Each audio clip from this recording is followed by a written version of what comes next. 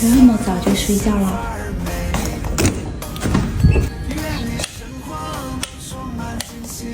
孩子睡着了没？睡着了，真的睡着了，不敢相信啊！今天晚上真的是很早的一个晚上。你今天喝的是可乐还是冰红茶还是矿泉水？喝的红酒。中午的时候呢？喝的可乐的。喊你天天喝酒，喊你天天喝饮料。像他这种又抽烟又喝酒又喝饮料都不宜的，很少喝水的。然后平时呢还是光脚露在外面的，给它贴起来，一张、一包、2包。这大腿，猪大腿。今天晚上不打你了哈。贴好了。天哪，这个汗水，咦！我们这个空调不管用啊，它热得很啊。不该又怕凉啊。这个空调要重新装了。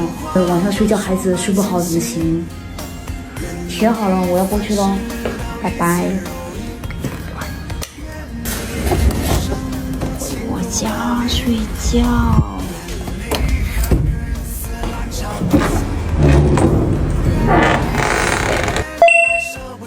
周末的时候我们睡得都比较晚，早上也不起来吃早餐了。现在快9点了，老板还没有起床，去喊他起床啊！几点了就在喝？9点钟了，你平时都上了半天的班喽？哪里就是不可能嘛？你自己都睡懵了都不知道了。天哪，这个宝宝呀，哎呦，这个宝宝才几个月哦。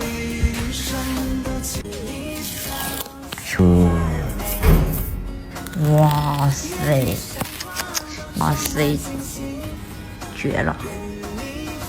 这个毒贴呢，我一直都在用，已经贴完好几盒了。老板也贴了有一阵子了。今天早上给我分享一个事情，我真的是笑死了。不好意思在这里讲，晚上睡觉睡得特别好，特别香。带孩子吧，有时候孩子没有睡着，我都已经睡着了。不然今天早上我不去叫他的话，他起码要睡到10点钟。贴毒贴有什么好处？大家也可以在网上去搜一下，只有好处没有坏处。